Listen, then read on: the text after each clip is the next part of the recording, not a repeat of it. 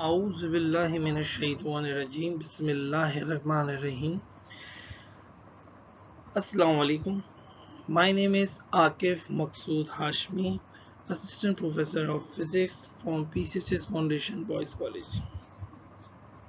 Today I discuss the topic Newton's law of gravitation from first year physics chapter 6 gravitation.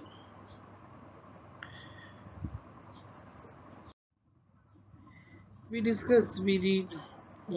that Earth revolves around the sun. बेटा हमें मालूम है, हमने किताबों में पढ़ा है कि ज़मीन सूरज के गिर्द रिवॉल्व कर रही है, चक्कर लगा रही है। वो क्या वजह है कि ज़मीन सूरज के गिर्द मूव कर रही है जबकि यहाँ पर कोई ऐसी चीज़ नज़र नहीं आ रही जो सूरज और ज़मीन के दरमियान मौजूद हो। बेटा यहाँ पर ये बात लाजमी तौर पर हमें डिस्कस करनी पड़ेगी कि सेंट्रीपिटल फोर्स वो फोर्स होती है जो किसी भी बॉडी को उसके ऑर्बिट में रिवॉल्व करने में मदद देती है। इसका मतलब यहाँ पर एक फोर्स मौजूद है जो अर्थ को सूरज के गिर्द रिवॉल्व करने पर मजबूर कर रही है।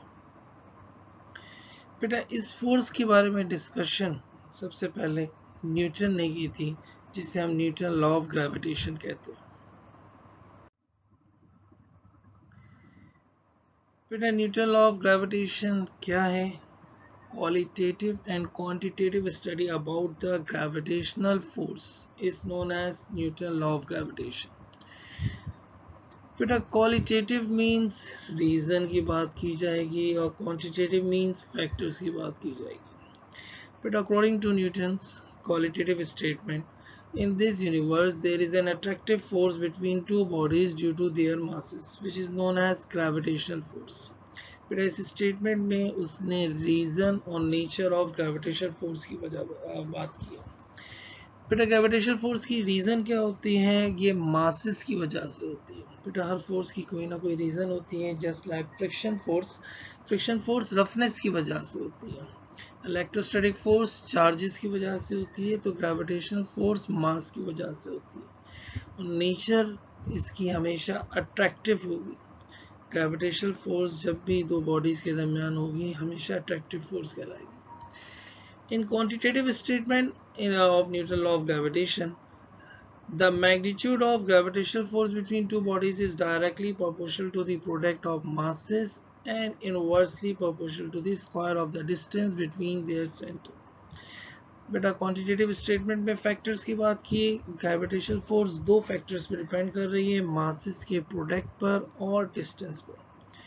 बेटा ग्रेविटेशनल फोर्स इंडिविजुअल मासेस पर डिपेंड नहीं करती। जब तक प्रोडक्ट ऑफ मास तब्दील नहीं होगा उस वक्त तक फोर्स भी चेंज नहीं होगा। फॉर एग्जांपल, अगर एक बॉडी का मास 2 kg है और दूसरी बॉडी का मास 9 kg है और इनके दरमियान फोर्स F है, अगर हम इन मासेस को रिप्लेस कर दें 3 kg और 6 kg, बेटा हमने 2 को रिप्लेस किया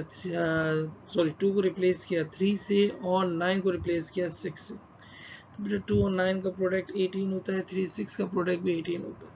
तो बेटा फोर्स पे कोई इफेक्ट नहीं पड़ेगा क्योंकि प्रोडक्ट ऑफ मासेस चेंज नहीं होगा। और इसी तरीके से अगर एक बॉडी का मास 30 kg और दूसरी बॉडी का मास 300 kg, तो जो फोर्स 30 kg बॉडी 300 kg पे लगाएगी वही फोर्स 300 kg बॉडी 30 kg पे लगाएगी, क्योंकि ग्रेविटेशनल फोर्स हमेशा प्रोडक्ट ऑफ मासेस के चेंज होने से चेंज होती है, इंडिविजुअल मासेस के चेंज होने से चेंज नहीं होती। दूसरा फैक्टर, इन दो मासेस के सेंटर्स के दरमियान डिस्टेंस पर डिपेंड कर रहा है।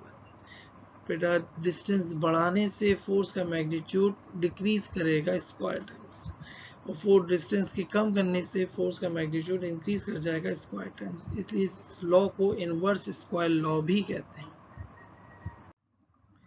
फॉर एग्जांपल, फर्ज करें दो बॉडीज हैं, एक का मास m1 और दूसरे का मास m2 और इनके सेंटर्स के दरमियान डिस्टेंस r है। तो न्यूटन लॉ ऑफ ग्रेविटेशन के मुताबिक मैग्नीट्यूड ऑफ फोर्स जो होती है वो डायरेक्टली प्रोपोर्शनल होती है प्रोडक्ट ऑफ मासेस के, तो F प्रोपोर्शनल m1 m2 के। Magnitude of force inversely